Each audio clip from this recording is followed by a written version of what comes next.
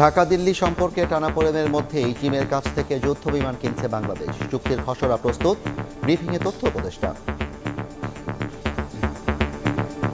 ভারত পাকিস্তানের যখন যুদ্ধ হচ্ছে, ভারতের ডেসল রাফাল ডাউন হয়েছিল এবং সেটা করেছিল চাইনিজ জে-10 কমিটি কর্তৃক নেগোসিয়েশন মিটিংয়ের খসড়া চুক্তিপত্র হয়েছে। আমরা জে-10 ফাইটার বাংলাদেশ কিনতে পারি।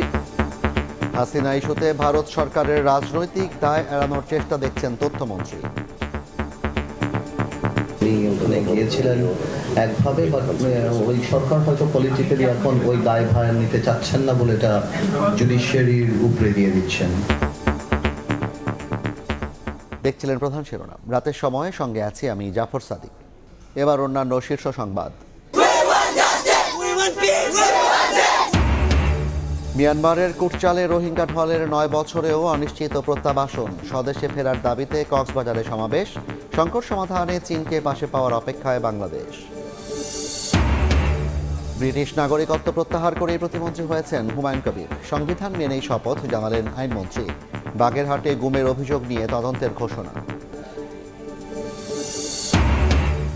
ন্যায় ও ইনসাফের সমাজ গঠনে মহানবীর আদর্শ অনুসরণের বিকল্প নেই বললেন রাষ্ট্রপতি। গণতন্ত্র, সুশাসন ও মৌলিক অধিকার রক্ষায় সবাইকে ঐক্যবদ্ধ হওয়ার আহ্বান। 5 সেপ্টেম্বর শাপলা চত্বর থেকে 6 দাবিতে 11 দলের লং মার্চের প্রস্তুতি। গণরায় প্রতিষ্ঠায় সংগ্রামের ঘোষণা। নতুন করে ফ্যাসিবাদের উত্থান হতে না দেওয়ার হুঁশিয়ারি।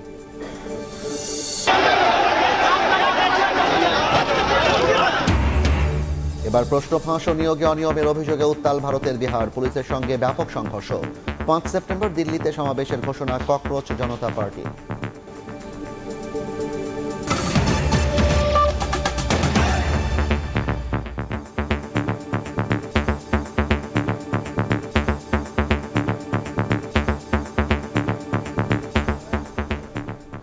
ঢাকা দিল্লি সম্পর্কে টানাপোড়েনের মধ্যেই চীনের কাছ থেকে যুদ্ধ বিমান কিনছে বাংলাদেশ। এরই চুক্তির খসড়া প্রস্তুত হয়েছে বলে জানিয়েছেন তথ্য উপদেষ্টা ডাক্তার জাহেদুর রহমান। এদিকে হাসিনা ইস্যুতে ভারত সরকারের আদালতে ভরসার পেছনে রাজনৈতিক দায় এড়ানোর চেষ্টা দেখছেন তথ্যমন্ত্রী আন্দালিব রহমান পার্থ। স্পর্শকাতর সময় পার করছে উল্লেখ করে সবার সহযোগিতা চান তিনি। সবশেষ ভারত পাকিস্তান যুদ্ধে আলোচনায় আসে দুই দেশের যুদ্ধবিমান। পাকিস্তানের ভেতরে ঢুকে নির্দিষ্ট লক্ষ্যে হামলা চালাতে ফ্রান্সের তৈরি রাফাল ব্যবহার করে ভারত, আর পাকিস্তান মোক্ষম জবাব দেয় চীনের তৈরি জে-10 সি ফাইটার জেটে। বিদ্যুৎ জ্বালানি মন্ত্রণালয় যেখানে বিদ্যুৎ রাফালকে ভূপাতিত করা জে-10 কিনতে যাচ্ছে বাংলাদেশ। প্রতিরক্ষা সক্ষমতা বাড়াতে কেনা হচ্ছে অ্যাটাক হেলিকপ্টারও। মঙ্গলবার সচিবালয়ে সাপ্তাহিক ব্রিফিংয়ে তথ্য ও সম্প্রচার উপদেষ্টা জানান, এরই মধ্যে প্রস্তুত হয়েছে খসড়া চুক্তি।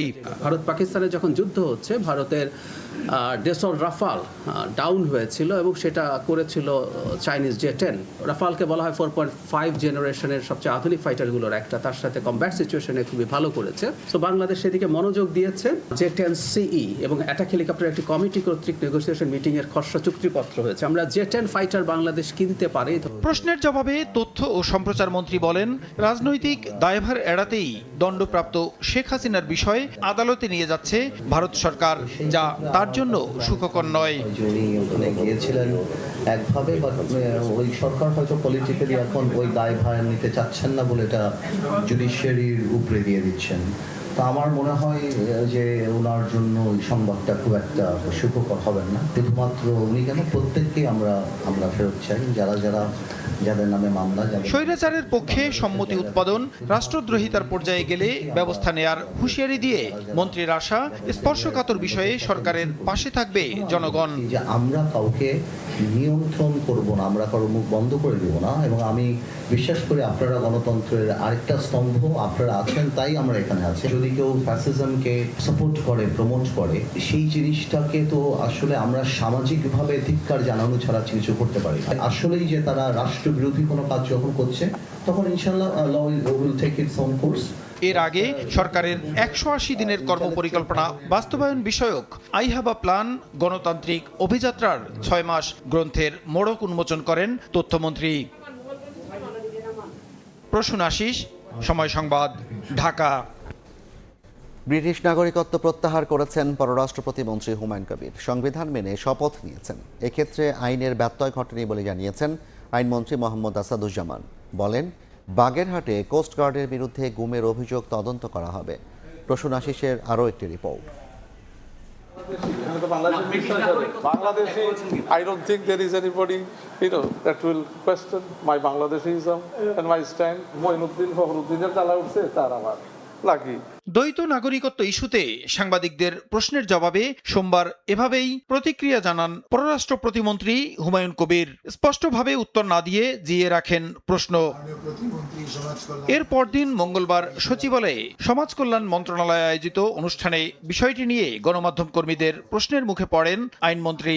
বলেন, ব্রিটিশ নাগরিকত্ব প্রত্যাহার করেছেন পররাষ্ট্র প্রতিমন্ত্রী হুমায়ুন কবির। সংবিধান অনুযায়ী শপথ নিয়েছেন, এক্ষেত্রে আইনের কোনো ব্যত্যয় ঘটেনি। আইনি ভাষায় বলেন, এটাকে বলে ডিমিং ক্লজ। যখন শপথ দেওয়া হয়েছে আমরা সাংবিধানিকভাবে দিয়েছি, ব্যত্যয়ের কোনো কিছু ঘটেনি। সুতরাং আমরা যা করেছি সাংবিধানিকভাবে করেছি। বাগেরহাটে কোস্টগার্ডের বিরুদ্ধে গুমের অভিযোগ স্বাধীনভাবে তদন্ত করা হবে উল্লেখ করে আইনমন্ত্রী বলেন, দেশে আইনি সহায়তা পাওয়া প্রতিটি মানুষের মৌলিক অধিকার। বাগেরহাটে একটা গুমের ঘটনার অভিযোগ এসেছে কোস্টগার্ডের বিরুদ্ধে, সেটা ইন্ডিপেন্ডেন্টলি তদন্ত হবে। ভিকটিম ফ্যামিলিগুলো যে ওখানে সরকারি স্থাপনায় হামলা করেছে তার জন্য মামলা হয়েছিল। 12 জন সম্ভবত আসামি ছিলেন, তাদের আইনজীবী দেওয়ার ক্ষমতা ছিল না। 24 ঘন্টার মধ্যে তাদেরকে আইনজীবী দিয়ে তাদের জামিনের ব্যবস্থা আমরা করেছি। আমরা মনে করি প্রত্যেকটা মানুষের লিগ্যাল এইড পাওয়ার অধিকার, মানবাধিকার এবং মৌলিক অধিকার দুটোই। একই অনুষ্ঠানে সমাজ কল্যাণ মন্ত্রী ডাক্তার AZM জাহিদ হোসেন বলেন, অবহেলিত শ্রেণীর অধিকার যেন ক্ষুণ্ণ না হয় সে লক্ষ্যেই নানা উদ্যোগ নিচ্ছে সরকার। শিশু নির্যাতন বলে, নারী নির্যাতন বলেন, অথবা দুস্থ মানুষ সে তার বিচার পাচ্ছে না বা তার প্রতি কোনো অন্যায় আচরণ হচ্ছে, সেই সহযোগিতা নেওয়ার তাদের ক্ষমতা নাই। সেইটা রাষ্ট্রের দায়িত্ব। সেই দায়বদ্ধতা থেকেই আজকে আমাদের এই সমঝোতা স্মারক স্বাক্ষর করা। অনুষ্ঠানে সুবিধা বঞ্চিত নারী, শিশু ও ঝুঁকিপূর্ণ জনগোষ্ঠীর সামাজিক সুরক্ষা ও ন্যায় বিচার নিশ্চিত করার লক্ষ্যে এক ত্রিপক্ষীয় সমঝোতা স্মারক সই হয়। প্রসূন আশিস, সময় সংবাদ, ঢাকা। সরকারের 180 দিনের মাথায় মন্ত্রিসভায় রদবদলকে ইতিবাচক হিসেবে দেখছেন রাজনৈতিক বিশ্লেষকরা। তবে মন্ত্রিসভার আকার আর বড় না করার আহ্বান জানিয়েছেন তারা। সেই সঙ্গে কাজের স্বচ্ছতা নিশ্চিতে মন্ত্রণালয়ের কর্মকর্তাদের কার্যক্রমের স্বচ্ছতা নিশ্চিত করতে হবে বলে মনে করেন তারা। এদিকে মন্ত্রণালয়ের কার্যক্রমের মূল্যায়নের ওপর সামনেও মন্ত্রিসভায় রদবদলের ইঙ্গিত দিচ্ছেন নীতি নির্ধারকরা। নূরে আলমের প্রতিবেদন। প্রধানমন্ত্রী তারেক রহমানের নেতৃত্বে বিএনপি সরকার দায়িত্ব নেয়ার 6 মাসের মাথায় মন্ত্রিসভায় রদবদল করা হয়েছে। গত 21 আগস্ট নতুন 4 জন মন্ত্রী ও 2 জন প্রতিমন্ত্রী শপথ গ্রহণ করেন। এর মধ্যে তথ্য সম্প্রচার মন্ত্রণালয়ে মন্ত্রী পরিবর্তন করা হয়েছে। আর বিএনপির সাবেক মহাসচিব এবং স্থানীয় সরকার মন্ত্রী মির্জা ফখরুল ইসলাম আলমগীর রাষ্ট্রপতি হওয়ায় এই মন্ত্রণালয়ের দায়িত্ব পেয়েছেন বিএনপির স্থায়ী কমিটির সদস্য ডক্টর আব্দুল মঈন খান। সরকারের পক্ষ থেকে বলা হচ্ছে, মন্ত্রিসভায় সংযোজন বিয়োজন ধারাবাহিক কাজ। এটা রুটিন ওয়ার্ক, প্রায় এটা হয়ে থাকে, রদবদল হয়। পারফরমেন্স দেখে উনি অনেক সময় রিসাপল করেন, মন্ত্রিসভা পুনর্গঠনও করতে পারেন, সেটা এখতিয়ার প্রধানমন্ত্রী। এদিকে এই পরিবর্তনের পরে মন্ত্রিসভার সদস্য সংখ্যা এখন 51 জন। মন্ত্রিসভার বাইরে প্রধানমন্ত্রীর উপদেষ্টা আছেন 11 জন। মন্ত্রিসভার এই পরিবর্তনকে সরকারের 6 মাসের কর্ম মূল্যায়ন হিসেবে দেখছেন রাজনৈতিক বিশ্লেষকরা। তারা বলছেন, নিয়মিতভাবে মন্ত্রণালয়গুলোর কার্যক্রমের মূল্যায়ন করতে হবে। মাননীয় প্রধানমন্ত্রী জনাব তারেক রহমান যে স্টাইলে গভর্নমেন্ট পরিচালনা করছেন তার মধ্যে কয়েকটা দিক খুব স্পষ্ট। একটা হলো জবাবদিহিতার মাত্রাটা অনেক হাই, তিনি জবাবদিহিতা নিশ্চিত করতে চান। তবে একটা জিনিস মনে রাখতে হবে, কাকে কোন মন্ত্রণালয়ে দিচ্ছেন, কেন দিচ্ছেন এবং কাকে কোন কী কারণে চেঞ্জ করছেন, এটার জন্য আসলে স্ট্যান্ডার্ড নির্ধারিত থাকে। সেই সঙ্গে মন্ত্রিসভার আকার নিয়েও সরকারকে ভাবতে হবে। স্বৈর শাসনের সময় সীমাহীন লুটপাটের কারণে অর্থনৈতিক অবস্থা ভালো না, তাই সরকারের কোষাগারের উপর যেন চাপ না পড়ে সেদিকে নজর রাখার আহ্বান বিশেষজ্ঞদের। যতদূর সম্ভব এটাকে সংখ্যাটা একটা সীমার মধ্যে রেখে মন্ত্রিপরিষদকে রাখাটাই উত্তম। এই মুহূর্তে আর কি কীভাবে তাদের পারফরমেন্সকে বাড়ানো যায় সেদিকে নজর দেওয়া যায়। এদিকে আরও কয়েকটি মন্ত্রণালয়ে কর্মকাণ্ডের মূল্যায়নের উপর মন্ত্রিসভায় রদবদল হওয়ার সম্ভাবনার কথা বলছেন নীতি নির্ধারকরা। সরকারের যেসব পরিকল্পনা রয়েছে সেগুলোর সফল বাস্তবায়ন করতে হলে মন্ত্রণালয়ের কর্মকর্তাদের কার্যক্রমের স্বচ্ছতা ও জবাবদিহিতা নিশ্চিত করতে হবে। সেই সঙ্গে যোগ্য ও মেধাবীদের গুরুত্বপূর্ণ জায়গায় পদায়ন করতে হবে বলছেন বিশেষজ্ঞরা। নূরে আলম, সময় সংবাদ, ঢাকা। মিয়ানমারের জাতিগত নিধনের মুখে বাংলাদেশে রোহিঙ্গা ঢলের ৯ বছর আজ। গণহত্যার বিচার ও প্রত্যাবাসনের দাবিতে কক্সবাজারে সমাবেশ করেছেন ভুক্তভোগীরা। নিরাপদ ও মর্যাদাপূর্ণ প্রত্যাবাসনের দাবি জানান রোহিঙ্গারা। দাবি পূরণে বিশ্ববাসী কার্যকর উদ্যোগ না নিলে এবার নিজেদের সিদ্ধান্তেই স্বদেশ ফিরতে প্রস্তুত বলে জানান তারা।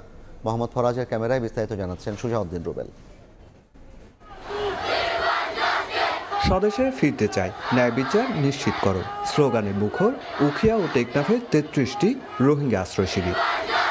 বুধবার সকাল থেকে দলে দলে ক্যাম্পের শেড থেকে বেরিয়ে রাস্তায় নামেন হাজারো রোহিঙ্গা। কর্মসূচিতে অংশ নেন শিশু থেকে শুরু করে তরুণ ও বয়স্করা।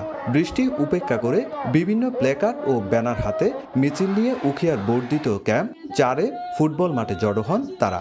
ব্যানারে ফুটে ওঠে ২০১৭ সালের আগস্টে মিয়ানমারের জান্তা বাহিনীর হাতে রোহিঙ্গাদের উপর চালানো নির্যাতনের চিত্র। sobi alla ara shida ati anamada ara dahaide bonom military ara khengri jinusar kujille khengri majille sobi anlo ara beguna ara নিজের দেশের মধ্যে ফ্রিলি যাইতে চাই। টেকনাফের অধিকাংশ রোহিঙ্গা ক্যাম্পেও নানা কর্মসূচির মধ্য দিয়ে দিবসটি পালন করা হয়। আলাদা সমাবেশে রোহিঙ্গা নেতারা তুলে ধরেন একাধিক দাবি। এই বিচারখান সারা দুনিয়ার ওয়ালরে দিয়ে দি আল্লাহ যদি আর বিচারখান গরিয়র যদি আরা মায়ামা মাছ যাইবাল্লা এখন ফিরি যাইবাল্লা আর চাই আল্লাহ আরারে এরা আইনে মুসলমানের দেশম্বার তাই কি হিসাবে আরার আস্তর দিয়ে শুকুরি আদারও ইয়ানোর বিচারখান সারা ওয়ালর দিছাম স্যার আরা দেশত আরা নিরাপত্তা যাইতাম স্যার আরা সমাজের রাশন মাথার উপরে লই সেফটি সিকিউরিটি ইনশিওর করি আর কারো জমিনের মাঝে আর জমিনের আর গরর আর যাইও ইনশাআল্লাহ আর তুল বেকুল ফুরাই গিয়ে মগর আর ইমন নরা আর এনজয় ইনজুরি বাতো আর খেঙ্গরে নিজরা বাসিয়র নিজর দেশত ওয়াফে যাইব হদে আর তো প্ল্যান প্রোগ্রাম দিবা আসি বইলা আর সিগারেট প্ল্যান তাহলে আর দেশত তারা ওয়াফে যাইব হদে আর নিজরা ডিসিশন আর যাইব। বর্তমানে কক্সবাজারের ৩৩টি ক্যাম্পে ১২ লাখের বেশি রোহিঙ্গার বসবাস করছে। রোহিঙ্গা সংকটে ৯ বছর পেরিয়েছে, কিন্তু মিয়ানমারের ছলছাতুরিতে একজন রোহিঙ্গাকেও স্বদেশে ফিরিয়ে না সম্ভব হয়নি। তাই আজকের এই দিনে রোহিঙ্গাদের একটাই দাবি, দ্রুত সময়ের মধ্যে স্বদেশে যেন ফিরিয়ে নেয় তাদেরকে। তা বিশ্ববাসী বাস্তবায়ন করবে। উখিয়ার কুতুবালং ক্যাম্প থেকে সুজাউদ্দিন রুবেল, সময় সংবাদ, কক্সবাজার। প্রায় এক দশক হতে চললেও রোহিঙ্গা প্রত্যাবাসনে অগ্রগতি না থাকায় উদ্বেগ জানিয়েছেন বাংলাদেশে নিযুক্ত ইইউ রাষ্ট্রদূত মাইকেল মিলার। তিনি বলেন, রোহিঙ্গাদের স্বেচ্ছা ও মর্যাদাপূর্ণ প্রত্যাবাসন নিশ্চিত করতে চায় ইউরোপীয় ইউনিয়ন। এদিকে রোহিঙ্গাদের সহায়তায় ১০০ কোটি টাকা সহায়তার প্রতিশ্রুতি দিয়েছে ডেনমার্ক।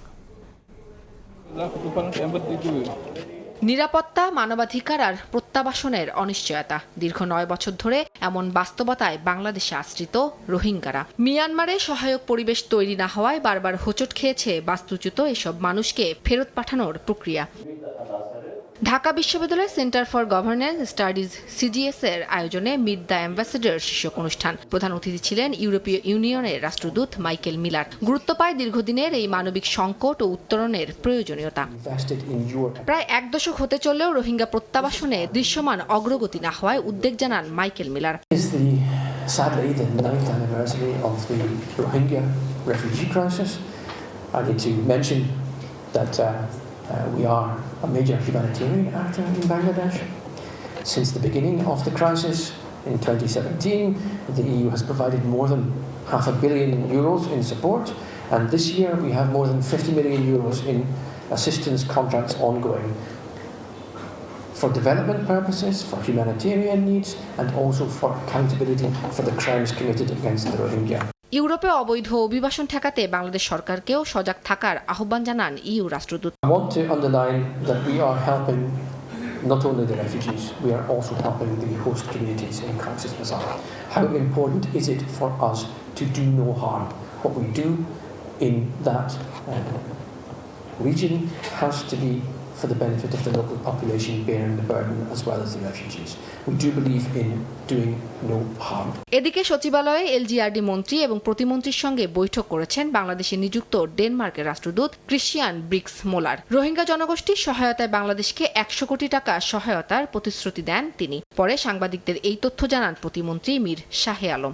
রোহিঙ্গা ক্যাম্পে তারা প্রায় 100 কোটি টাকার মতো আপনার সাহায্য করছে, ওখানে ওয়াটার ট্রিটমেন্ট, ওয়াটার সাপ্লাই এবং বিভিন্ন বিষয় নিয়ে। এছাড়া রাজধানীতে সুপেয় পানি সরবরাহ নিশ্চিতে সায়েদাবাদ পানি শোধনাগার প্রকল্পে 4.5 কোটি টাকা ঋণ ও অনুদান দেওয়ার কথা জানিয়েছেন ডেনমার্কের রাষ্ট্রদূত। উম্মে হানি, সময় সংবাদ, ঢাকা। এ নিয়ে বিস্তারিত জানাতে স্টুডিওতে আছেন সাথীরা শারমিন, যাচ্ছি তার কাছে। সাথীরা, আপনাকে স্বাগত জানাই। আজ থেকে 9 বছর আগে, যদিও এর আগে বেশ কয়েকবার এসেছে, কিন্তু যে ঢলটি 9 বছর আগে রোহিঙ্গা ঢল বাংলাদেশে অনুপ্রবেশ করলো কিংবা প্রবেশ করলো, তাদের 9 বছর পূর্তিতে আসলে কি অবস্থা চলছে কক্সবাজারে? আচ্ছা, সেটা হচ্ছে যে দুইটা বিষয়। একটা হচ্ছে যে ক্যাম্পগুলো আছে বাংলাদেশে রোহিঙ্গাদের আশ্রয়ের জন্য, সেই ক্যাম্পগুলোর এক ধরনের পরিস্থিতি। আরেকটা পরিস্থিতি হচ্ছে বাংলাদেশ আসলে রোহিঙ্গা প্রত্যাবাসনের জন্য কি উদ্যোগগুলো নিচ্ছে। এই উদ্যোগগুলো আসলে এক ধরনের জটিল অবস্থা, কারণ 9 বছর হয়ে গেছে একজন রোহিঙ্গাও প্রত্যাবাসন শুরু হয়নি। আজকে সারাদিনে বেশ কিছু ঘটনা ঘটেছে, সেই ঘটনাগুলো আমরা সংবাদের মাধ্যমে দেখাতে চেয়েছি দর্শকদের, কিন্তু মোটা দাগে আপনাকে আমি দেখাই যে এই যে রোহিঙ্গা ঢলটা আসলে 25 আগস্ট শুরু হয়েছিল, এই উপলক্ষে কক্সবাজারে রোহিঙ্গার একটা সমাবেশ করলো, যে সংবাদটি আমরা সহকর্মী দেখলাম। সেখানে কয়েকটা বিষয় উঠে এসেছে।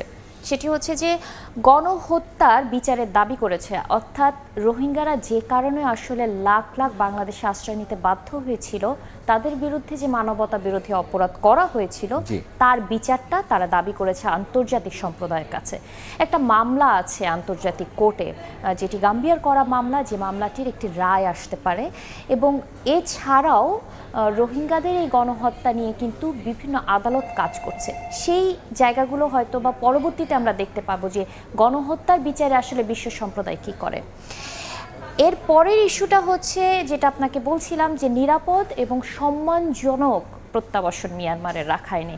এটা আসলে রোহিঙ্গারা যখন এসেছে তখন থেকেই তারা বলছে যে তারা একটা নিরাপদ পরিবেশে যেতে চায়, তারা এই অবস্থার মধ্যে আর থাকতে চায় না। কারণ বিদেশ বিভুরে আসলে এই অবস্থার মধ্যে যেখানে সহায়তা কমে আসছে, বরাবরই তার স্বদেশে ফিরে যাওয়ার যে আকুতি প্রতি বছরই আমরা দেখতে পাই, রোহিঙ্গা জনগোষ্ঠীর মানুষ সেই দাবিটি জানিয়ে আসেন। এবারও তারা সেই দাবিটি জানিয়েছেন এবং এবার তারা একটি বিষয় উল্লেখ করেছেন, সেটি হচ্ছে যে বিশ্ব সম্প্রদায় যদি এদিকে আর উদ্যোগ না নেয় অথবা নজর না দেয়, অথবা বিশ্ব নজর থেকে যদি রোহিঙ্গারা হারিয়েই যায়, তাহলে তারা নিজেরা চেষ্টা করবেন দেশে ফেরত যাওয়ার। একটু বলবেন যে প্রথম দিকে যতটা আমরা দেখেছিলাম বৈশ্বিক মনোযোগ, সেই মনোযোগটা এখন কি অবস্থায় আছে?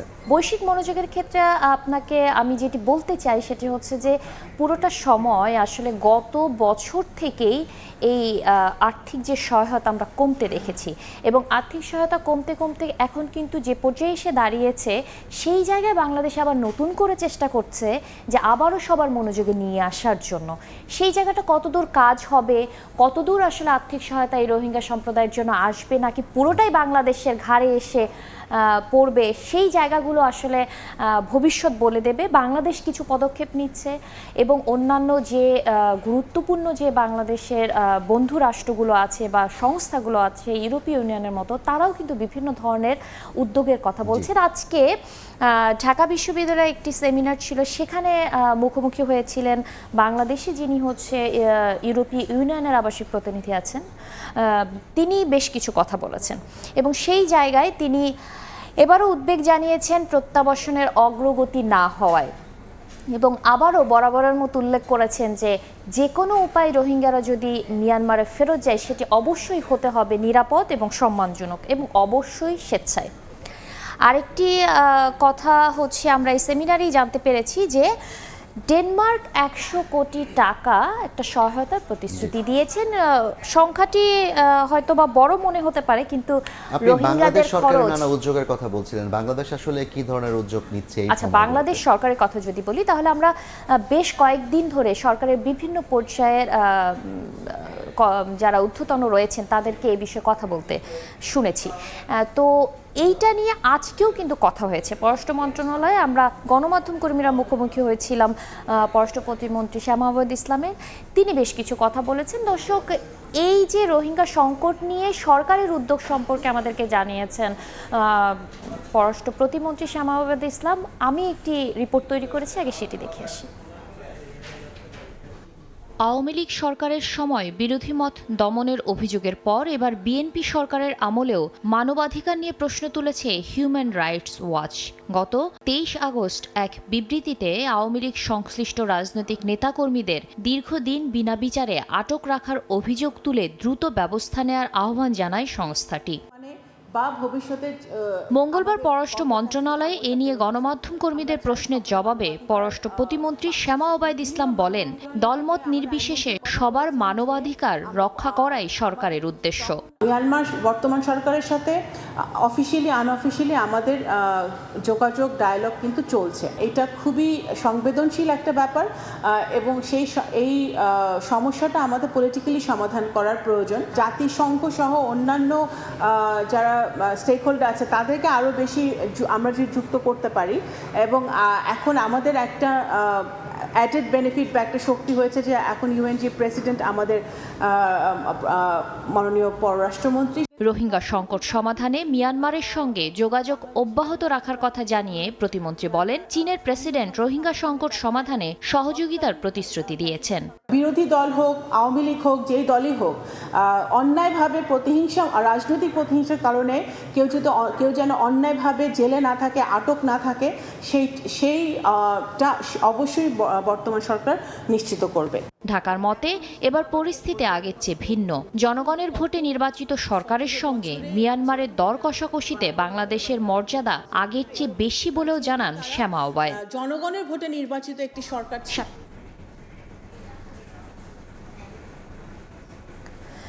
জাফর, যেটি আসলে এই প্রতিবেদনটিতে যেটি দেখছিলাম সেটি হচ্ছে যে ওনারা বেশ কিছু পদক্ষেপ নিয়েছেন। আমরা রোহিঙ্গা ইস্যুতে ছিলাম, তো সেই জায়গায় শুধুমাত্র পদক্ষেপগুলো আসলে কত খানিকটা কার্যকর হবে সেটা সময় বলে দেবে, কিন্তু মোটা দাগে আজকে যে কথাগুলো উনি বললেন এই রোহিঙ্গার 9 বছর পূর্তিতে, সেটি আপনাকে একটু দেখাই। সেটা হচ্ছে নেপিদোর সঙ্গে আনুষ্ঠানিক এবং অনানুষ্ঠানিক যোগাযোগ অব্যাহত রয়েছে ঢাকার। এই যোগাযোগটা বলতে আসলে তিনি বোঝাতে চেয়েছেন নেপিদো এবং মিয়ানমারের যে রাখাইনের যে আরাকান আর্মি, এখন যারা আসলে রাখাইনকে পরিচালনা করছেন, আসলে সেই জায়গায় 2 পর্যায়ে আসলে যোগাযোগটা বাংলাদেশ করার চেষ্টা করছে, এবং সেই জায়গায় বেশ কিছু কমিটিও তৈরি হয়েছে, এবং সরকার কিন্তু 90 দিনের একটি রিপোর্ট প্রতিবেদন তৈরি করছে। তো সবকিছু মিলে নতুন সরকার আসার পরে এক ধরনের উদ্যোগ দেখা যাচ্ছে।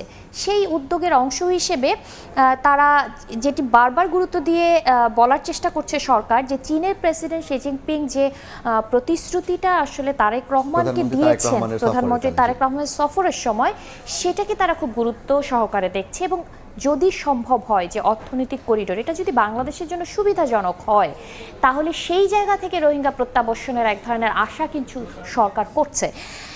এছাড়া আছে হচ্ছে এই কথাটা বর্তমান সরকারের বিভিন্ন পর্যায়ের থেকে আমরা শুনছি, সেটা হচ্ছে যে যেহেতু এটা বাংলাদেশে একটি সুষ্ঠু নির্বাচনের পরে যে সরকারটি এসেছে, সেই সরকারটি জনগণ সমর্থিত, সেহেতু দর কষাকষির জায়গায় তারা ভালো অবস্থানে থাকবে। এটা আসলে সরকারের এক ধরনের মন্তব্য যে তারা মনে করছে যে এই দর কষাকষিতে তারা এগিয়ে থাকবে।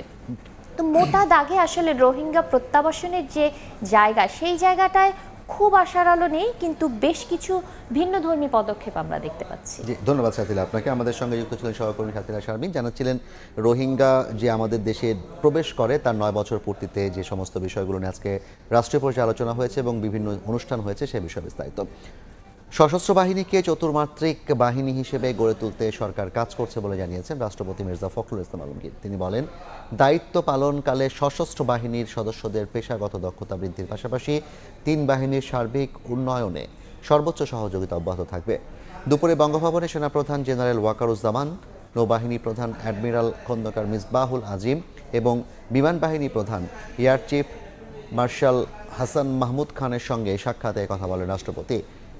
সাক্ষাৎকালে বাহিনী প্রধানগণ স্ব বাহিনীর বিভিন্ন কার্যক্রম সম্পর্কে রাষ্ট্রপতিকে অবহিত করেন এবং দায়িত্ব পালনে সশস্ত্র বাহিনীর সর্বাধিনায়ক হিসেবে রাষ্ট্রপতির দিক নির্দেশনা ও সহযোগিতা কামনা করেন। সাম্যের ভিত্তিতে ন্যায় ও ইনসাফের সমাজ এবং রাষ্ট্র গঠনে মহানবী সাল্লাল্লাহু আলাইহি ওয়াসাল্লাম এর আদর্শ অনুকরণের বিকল্প নেই। সন্ধ্যায় বাইতুল মোকাররমে ঈদে মিলাদুন্নবী উপলক্ষে 15 দিন ব্যাপী অনুষ্ঠান উদ্বোধন করে একথা বলেন রাষ্ট্রপতি মির্জা ফখরুল ইসলাম আলমগীর। গণতন্ত্র, সুশাসন, ন্যায় বিচার ও মৌলিক অধিকার রক্ষায় সবাইকে ঐক্যবদ্ধ হওয়ার আহ্বান জানান রাষ্ট্রপতি। 12ই রবিউল আওয়াল বিশ্বনবী হযরত মুহাম্মদ সাল্লাল্লাহু আলাইহি ওয়াসাল্লামের জন্মদিবস। 570 খ্রিস্টাব্দের এই দিনটি স্মরণে গোটা বিশ্বের মুসলিমরা পালন করেন ঈদে মিলাদুন্নবী। প্রতি বছরের মতো এবারও বাংলাদেশে পালিত হচ্ছে ঈদে মিলাদুন্নবী। এই উপলক্ষে 15 দিনব্যাপী নানা ধর্মীয় অনুষ্ঠানের আয়োজন করেছে ইসলামী ফাউন্ডেশন। মঙ্গলবার সন্ধ্যায় বাইতুল মোকাররমে সিরাতুন্নবী সাল্লাল্লাহু আলাইহি ওয়াসাল্লামের অনুষ্ঠানমালার উদ্বোধন করেন রাষ্ট্রপতি মির্জা ফখরুল ইসলাম আলমগীর। তিনি বলেন, মহানবীর দেখানো পথ মানবজাতির জন্য এখনও প্রাসঙ্গিক। মহানবী সাল্লাল্লাহু আলাইহি ওয়াসাল্লামের মাধ্যমেই আল্লাহ তাআলা সার্বজনীন, চিরন্তন ও পূর্ণাঙ্গ জীবন বিধান, তার মাধ্যমে মানব জাতির শান্তি, ন্যায়, সাম্য, ভ্রাতৃত্ব ও মানবিকতার অনুপম বিধান ও আদর্শ ইসলাম ধর্মকে পরিপূর্ণতা দান করে। বাংলাদেশ সাম্প্রদায়িক সম্প্রীতির দেশ উল্লেখ করে রাষ্ট্রপতি বলেন, বিভেদ বা হিংসা কোনো জাতিকে শক্তিশালী করে না। অতীতের কর্তৃত্ববাদ, ফ্যাসিবাদ ও অন্যায় যেন আর কখনো ফিরে না আসে, সেজন্য রাসূলুল্লাহ সাল্লাল্লাহু আলাইহি ওয়াসাল্লামকে অনুসরণ করে এবং ধর্মের শান্তি, ন্যায় ও সম্প্রীতির মর্মবাণীকে হৃদয়ে ধারণ করে গণতন্ত্র, ন্যায় বিচার, সুশাসন ও মানুষের মৌলিক অধিকার রক্ষায় আমাদের ঐক্যবদ্ধ থাকতে হবে। এবারের ঈদে মিলাদুন্নবী উপলক্ষে হামদনাথ কিরাত মাহফিল ছাড়াও ইসলামী বইমেলার আয়োজন করেছে ইসলামী ফাউন্ডেশন। খাতিকুর রহমান তমাল, সময় সংবাদ, ঢাকা। পবিত্র ঈদে মিলাদুন্নবী উপলক্ষে দেশবাসী সহ সমগ্র মুসলিম উম্মাহকে শুভেচ্ছা জানিয়েছেন প্রধানমন্ত্রী তারেক রহমান। সন্ধ্যায় প্রধানমন্ত্রীর ভ্যারিফাইড ফেসবুক পেজে পবিত্র ঈদে মিলাদুন্নবী উপলক্ষে এক পোস্টে শুভেচ্ছা জানান তিনি। হযরত মুহাম্মদ সাল্লাল্লাহু আলাইহি ওয়াসাল্লামের সুমহান জীবন আদর্শ ও সুন্নাহ অনুসরণ করে ব্যক্তি ও সমাজ জীবনে সত্য, ন্যায়, সাম্য, ভ্রাতৃত্ব ও মানবিকতার চেতনাকে আরও সুদৃঢ় করার আহ্বান জানান প্রধানমন্ত্রী। বর্তমান বিশ্বে নানা সংকট ও চ্যালেঞ্জের মধ্য দিয়ে অতিক্রম করছে উল্লেখ করে প্রধানমন্ত্রী বলেন, এমন সময়ে মহানবী সাল্লাল্লাহু আলাইহি ওয়াসাল্লামের শান্তি, ন্যায়, সহমর্মিতা, ক্ষমা ও মানবিকতার শিক্ষা অত্যন্ত প্রাসঙ্গিক। গণভোটের রায় প্রতিষ্ঠায় সংগ্রাম চালিয়ে যাওয়ার ঘোষণা দিয়েছে 11 দলীয় ঐক্য। 5 সেপ্টেম্বর শাপলা চত্বর থেকে চট্টগ্রাম অভিমুখে লং মার্চের প্রস্তুতি সভা শেষে নেতারা বলেন, জনস্বার্থ রক্ষায় প্রয়োজনে জোরদার করা হবে গণ আন্দোলন। বিএনপি পুরানো রাজনৈতিক সংস্কৃতি বহাল রেখেছে অভিযোগ করে জামায়াত আমির বলেন, দেশে আর কোনো ফ্যাসিবাদ জন্ম নিতে দেওয়া হবে না। মঙ্গলবার সন্ধ্যায় প্রথমবারের মতো জাতীয় নাগরিক পার্টির কেন্দ্রীয় কার্যালয়ে জামায়াতে ইসলামের আমির ডাক্তার শফিকুর রহমান। এ সময় তাকে শাপলাকলির রেপ্লিকা, পাঞ্জাবি সহ নানা উপহার দিয়ে বরণ করেন এনসিপির আহ্বায়ক ও বিরোধী দলীয় চিফ হুইপ নাহিদ ইসলাম। গণভোট বাস্তবায়নের জন্য সৌজন্য সাক্ষাৎ শেষে জামায়াত আমির বলেন, যে বৈষম্যের বিরুদ্ধে দেশে আন্দোলন গড়ে উঠেছিল সেই বৈষম্যই আরো পাকাপোক্ত করছে বর্তমান সরকার। আর কোনো ফ্যাসিবাদ জন্ম নিতে দেওয়া হবে না বলেও হুঁশিয়ারি দেন বিরোধী দলীয় নেতা। যে বৈষম্যের বিরুদ্ধে আমাদের যুব সমাজ এবং তাদের ডাকে সাড়া দিয়ে গোটা দেশবাসী একটা দানবীয় সরকারের বিরুদ্ধে ঝাঁপিয়ে পড়ল, সেই বৈষম্যটা আরো পাকাপোক্ত হচ্ছে বলে এখন আমাদের কাছে মনে হয়।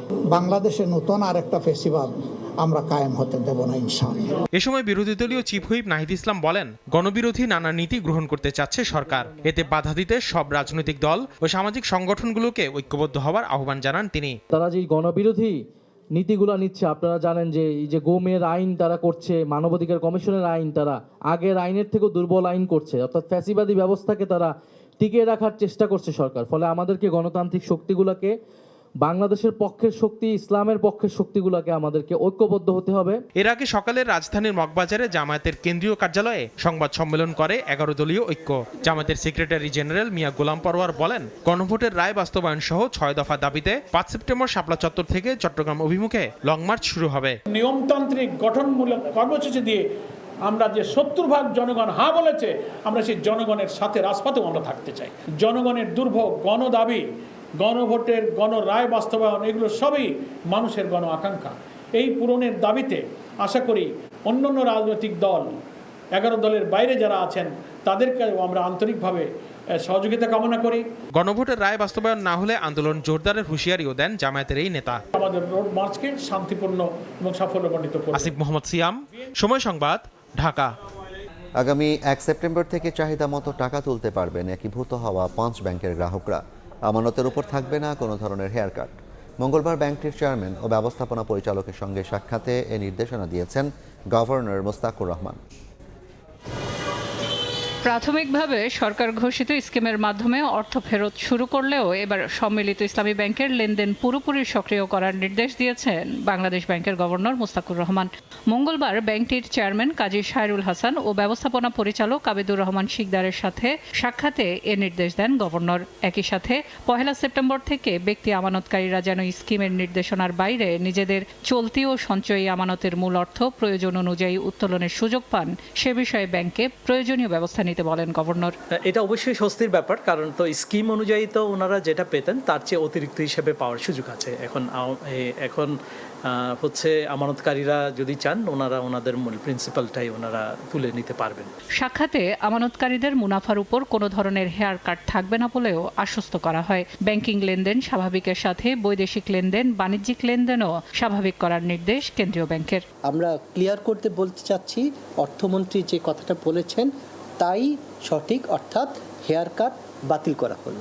এই ব্যাপারে প্রয়োজনীয় ব্যবস্থা গ্রহণ করবেন সংশ্লিষ্ট সম্মিলিত ইসলামী ব্যাংকের ম্যানেজমেন্ট। এই নির্দেশনা গভর্নর মহোদয় দিয়ে দিয়েছেন। 5 শরিয়া ভিত্তিক দুর্বল ব্যাংক একীভূত করে সম্মিলিত ইসলামী ব্যাংক দেশের সর্ববৃহৎ ও একমাত্র সরকারি মালিকানাধীন ইসলামী ব্যাংকের যাত্রা শুরু হয় প্রায় 35,000 কোটি টাকা মূলধন নিয়ে। সেলিয়া সুলতানা, সময় সংবাদ, ঢাকা।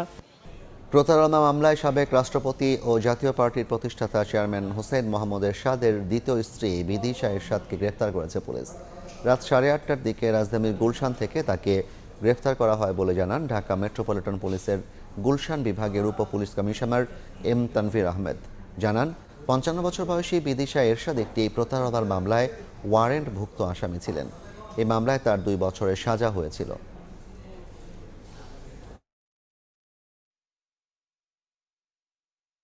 জুলাই অভ্যুত্থানের স্মৃতি, প্রেরণা আর মুক্তির আকাঙ্ক্ষা শিল্পের ভাষায় ফুটিয়ে তোলার আয়োজন ক্যানভাস 24 মুক্তির মোকাম। শিল্পকলা একাডেমির চারুকলা বিভাগের আয়োজনে এই আর্ট ক্যাম্পে দেশের বরেণ্য শিল্পীদের সঙ্গে অংশ নেন তরুণ শিল্পীরা। রং তুলির আঁচড়ে কেউ তুলে ধরেছেন উত্তাল জুলাইয়ের চিত্র, কেউ বা ক্যানভাসে ফুটিয়ে তুলেছেন মানুষের স্বপ্ন, প্রতিবাদ আর মুক্তির আকাঙ্ক্ষা। ভিন্ন ভিন্ন ভাবনা আর শিল্প ভাষায় তৈরি এসব চিত্রকর্ম যেন ধারণ করছে জুলাই গণ অভ্যুত্থানের স্মৃতি ও সময়ের গল্প। ক্যানভাসে কখনো প্রতিবাদের ভাষা, কখনো স্বপ্নের রং, আবার কোথাও উঠে এসেছে মুক্তির আকাঙ্ক্ষা। শিল্পের এই বহুমাত্রিক প্রকাশে জুলাইয়ের দিনগুলোকে নতুন প্রজন্মের সামনে তুলে ধরার চেষ্টা করেছেন শিল্পীরা। আমার দেখা মনে হয়েছে যে শিল্পকলা এতদিন যত আর্ট ক্যাম্প হয়েছে সেখান থেকে এই প্রদর্শনী, এই আর্ট ক্যাম্পটার সিলেকশনটা, আর্টিস্ট সিলেকশন এবং কাজ সব জায়গা থেকে অনেক অন্যরকম। এটা খুব একটা দুঃখ গাথা, বেদনা যে ঢাকা শহরে সবাই ব্যালকনি থেকে, ছাদ থেকে, জানালা থেকে এই রাস্তায় রাস্তায় যে যুদ্ধ হয়েছে সেটা দেখেছে, মানুষকে রক্তাক্ত হয়ে পড়ে যেতে দেখেছে, গুলিবিদ্ধ হয়ে পড়ে যেতে দেখেছে। আন্দোলনের মাধ্যমে স্বৈরাচার সরকারকে যে দেশ থেকে বিতাড়িত করেছেন তারই ইতিহাস আজকের এই প্রদর্শনীর বিষয়। সংস্কৃতির এই নানা মাত্রিকতাকে বিশ্ব দরবারে তুলে ধরার কথা জানিয়ে সংস্কৃতি মন্ত্রী জানান, চারুশিল্পে বাংলাদেশে যে গ্রহণযোগ্যতা রয়েছে তা আরও বৃদ্ধি পাক, আরও উন্নত হোক, সে লক্ষ্যে কাজ করছে সরকার। অত্যন্ত গুণগ্রাহী, মনোমুগ্ধকর আমাদের সেই চিত্রশিল্পটাকে আমি সেদিন উপভোগ করলাম। রাজধানীর শিল্প একাডেমিতে সোমবার শুরু হওয়া ক্যানভাস 24 মুক্তির মোকাম আর্ট ক্যাম্প ও প্রদর্শনী চলবে আগামী 10 সেপ্টেম্বর পর্যন্ত। ফাতেমাতুজ জোহরা, সময় সংবাদ, ঢাকা। প্রশ্ন ফাঁস ও নিয়োগে অনিয়মের অভিযোগে উত্তাল ভারতের বিহার। 70তম বিহার পাবলিক সার্ভিস কমিশন পরীক্ষা বাতিলের দাবিতে রাজপথে নেমেছে শত শত শিক্ষার্থী। মঙ্গলবার মুখ্যমন্ত্রীর বাসভবন অভিমুখে মিছিলে পুলিশ বাধা দিলে সংঘর্ষের ঘটনা ঘটে।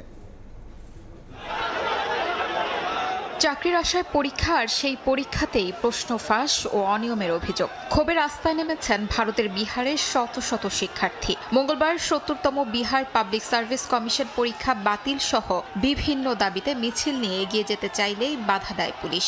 এক পর্যায়ে ব্যারিকেড ভেঙে এগিয়ে যাওয়ার চেষ্টা করলে শুরু হয় সংঘর্ষ। আন্দোলনকারীদের অভিযোগ, সরকারি চাকরির নিয়োগ পরীক্ষায় প্রশ্ন ফাঁস ও অনিয়মের কারণে তাদের ভবিষ্যৎ অনিশ্চয়তার মুখে পড়েছে। একই সঙ্গে রাজ্যের বেকারত্বের সংকট নিয়েও ক্ষোভ রয়েছে তাদের। দাবি আদায়ে রাজ্যের মুখ্যমন্ত্রীর বাসভবন ও রাজভবনের দিকে যাওয়ার চেষ্টা করেন তারা। পরিস্থিতি নিয়ন্ত্রণে বিক্ষোভকারীদের উপর জলকামান ও লাঠি চার্জ করে পুলিশ। এরই মধ্যে বিপিএসসি এর এক কর্মকর্তার মন্তব্য ঘিরে নতুন করে ক্ষোভ তৈরি হয়েছে।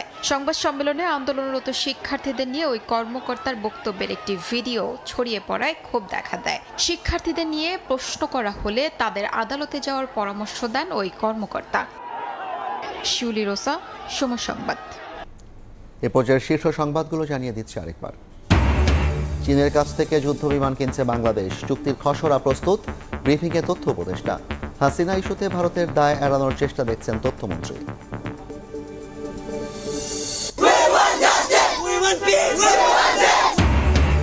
মিয়ানমারের কুটচালে রোহিঙ্গা ঢলের 9 বছরেও অনিশ্চিত প্রত্যাবাসন। স্বদেশে ফেরার দাবিতে কক্সবাজারে সমাবেশ, সংকট সমাধানে সহায়তার প্রতিশ্রুতি চীনা প্রেসিডেন্টের। এবং ন্যায় ও ইনসাফের সমাজ গঠনে মহানবী সাল্লাল্লাহু আলাইহি ওয়াসাল্লামের আদর্শ অনুসরণের বিকল্প নেই বললেন রাষ্ট্রপতি। গণতন্ত্র, সুশাসন ও মৌলিক অধিকার রক্ষায় সবাইকে ঐক্যবদ্ধ হওয়ার আহ্বান।